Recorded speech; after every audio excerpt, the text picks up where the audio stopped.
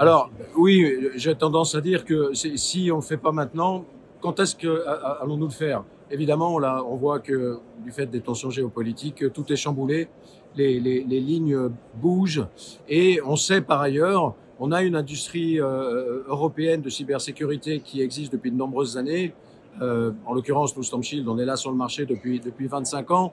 Aujourd'hui, on ne peut pas dire que les produits européens ne sont pas au niveau ou qu'il manque des choses. Ça, c'est pas vrai. C'est la facilité pour dire j'achète des produits américains. Non, aujourd'hui, que ce soit en France, en Europe, partout en Europe, on a des acteurs qui sont là, qui sont à même de répondre aux besoins.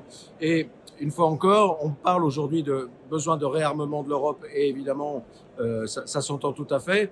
Il faut aussi parler d'armement de l'Europe en termes de cybersécurité. Et ceci, évidemment, avec des technologies de confiance. On a des agences de cybersécurité européennes qui œuvrent dans ce sens, qui attribuent des visas, des certifications. Et je pense que là, il y a vraiment un élan collectif à lancer qui peut d'une part passer par la réglementation, évidemment, mais qui doit aussi passer par cet élan collectif, cette volonté qu'on doit tous avoir dans l'écosystème. Et ça passe évidemment par les acheteurs privés, publics, pour se dire, je fais l'effort, je change, je bouge les lignes, j'investis sur des produits européens, j'arrête de financer l'industrie du logiciel américaine au travers de mes achats. Et je pense que si cet élan est en marche, on va pouvoir changer ce paradigme qui est quand même pas très positif pour l'industrie de cybersécurité européenne.